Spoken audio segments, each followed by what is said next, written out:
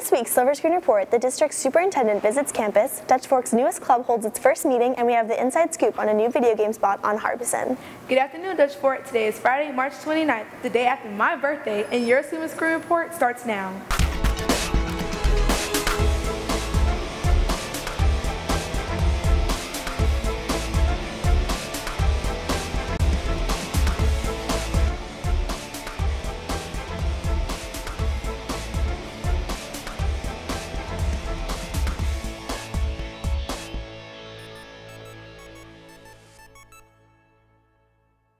District 5 Superintendent Dr. Christina Melton met with teacher cadets last Thursday and talked with them about their future careers. Darren Maharaj was there. Lexington and Richland School District 5 Superintendent Dr. Christina Melton visited last Thursday to engage in conversation with the teacher cadet class about different topics in the field of education. I hope that our time together led to a new appreciation for the work that our teachers do, new respect for the field of education, and most importantly, a new engagement for our voters once they get to the age of 18. I think it's important for students to be trained in education so you have the fundamentals when going into a profession like that, so you'll be prepared when in the actual situation. If you're a teacher cadet, you understand how much work goes into being a teacher, how much work goes into daily lessons, how much work goes into controlling a class of students. So I mean, it just takes a lot of work and everything. The teacher cadet class has many benefits, including dual enrollment, hands-on learning, and familiar bond that grows throughout the year. Advanced interaction with your students and other classmates, other senior-only groups, so a chance to get close to people you don't really know like that well. And field experience is always fun, getting to know new kids and all that stuff. You learn so much being a teacher. Teachers also learn, so I think that's important for us to know. It's a great opportunity for students to see what it's like to actually be in the classroom, to have a brand new respect for the work that our teachers do that is so difficult but so critical to our success as a community.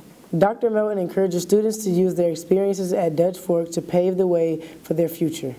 We have the center, we have a wide course catalog of offerings. Talk to your counselor, talk to your families, talk to teachers that you really connect with to make sure we've got you on the right direction of the dreams that you would like to chase. The most I enjoyed from the meeting is hearing how Dr. Melton, she being a teacher, first grade teacher, and now she's a superintendent, so her journey during that education process was really important, how you can grow.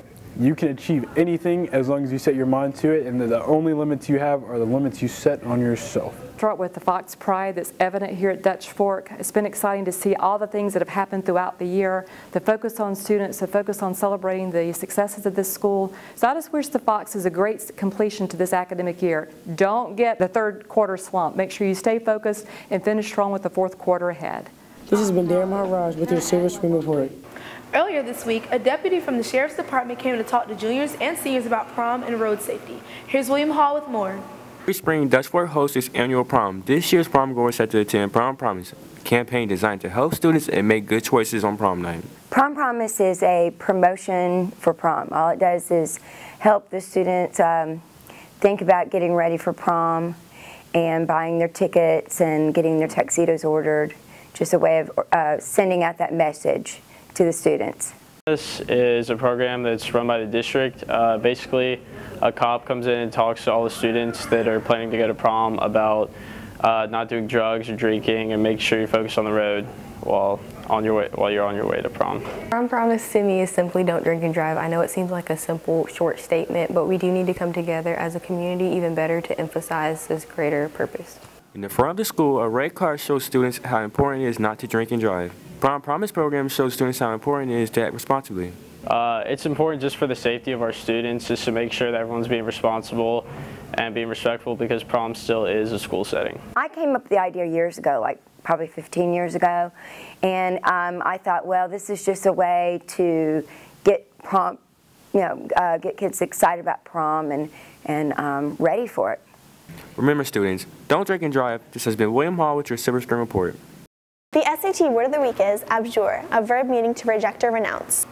From card games to video games, Play Live Nation is a family-friendly environment where people of all ages can come together and play games. Frankie Wynn checks it out.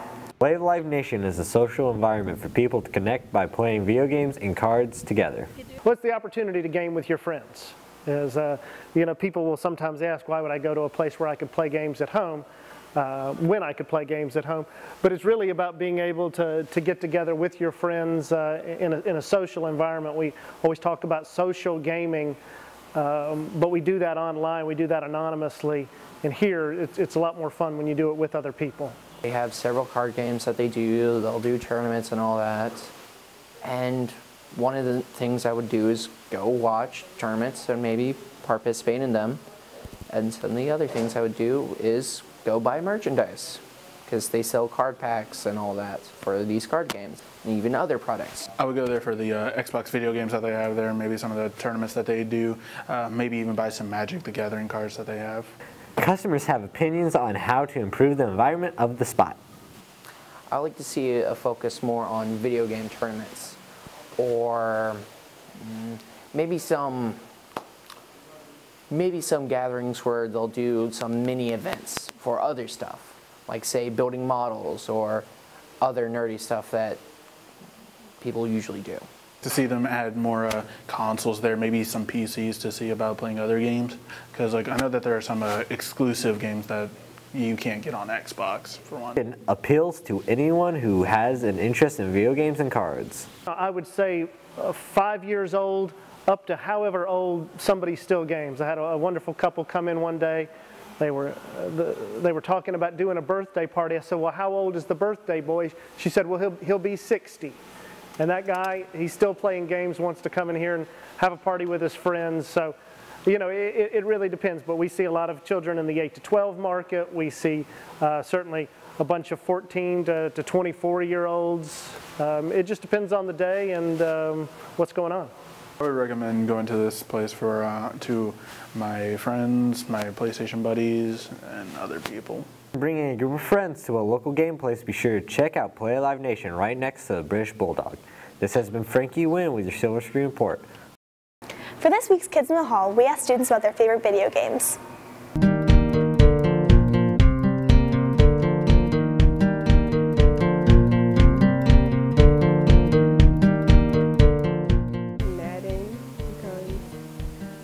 Football, and I like to see my brother get mad when he doesn't make it. Apex is my favorite game because like it's like Fortnite, but you don't have to do all that building and stuff. Rainbow Six Siege because it's action-packed.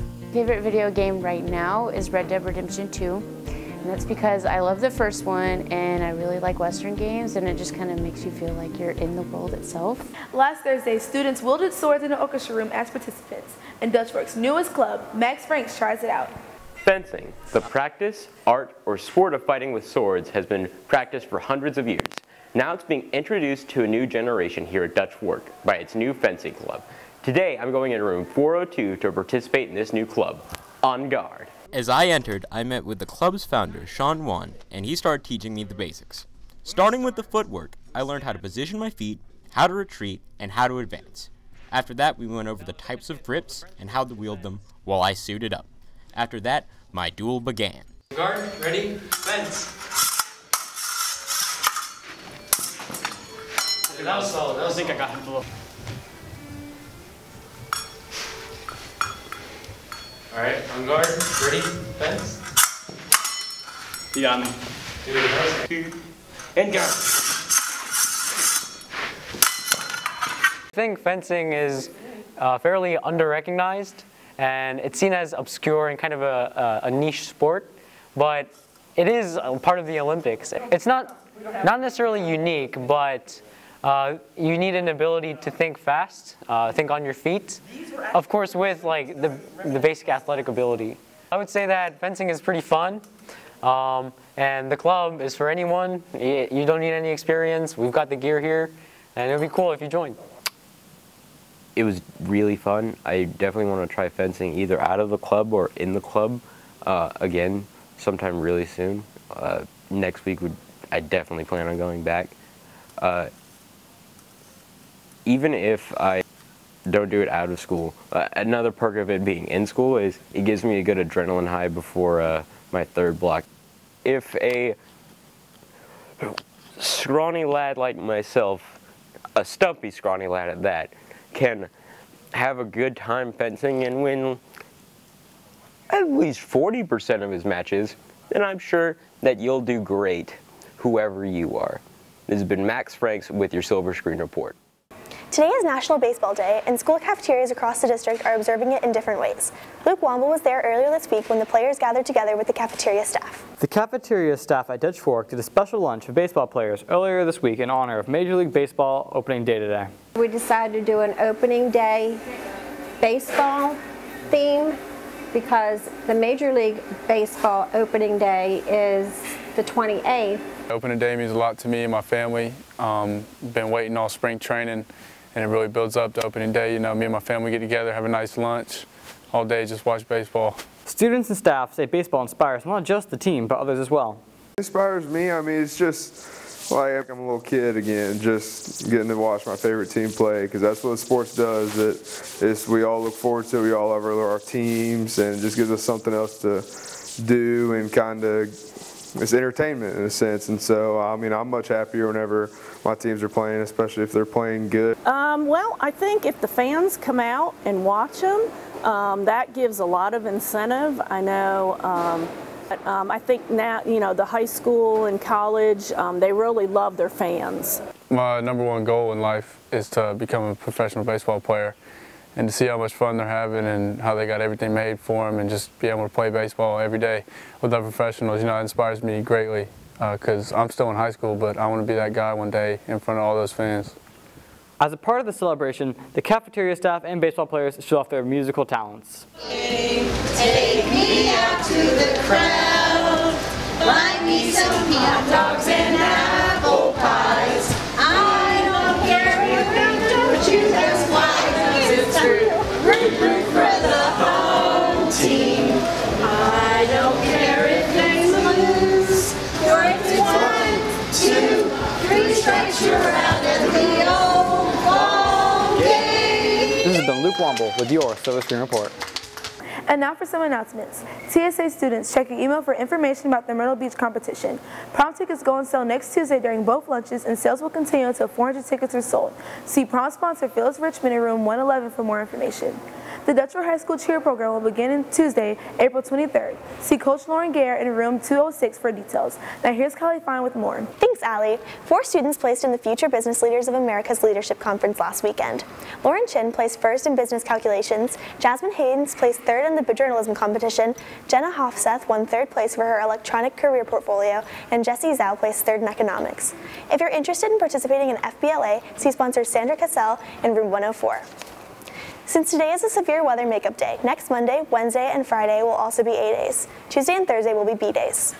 Attention juniors, check the rosters outside the school counseling office for your testing locations for Tuesday's wind test. Testing will begin at 8:20, and some students on the 3rd floor will be displaced for their 5B, 6B, and 7B classes. Ask your teacher for more information. Report cards will also be distributed next Tuesday.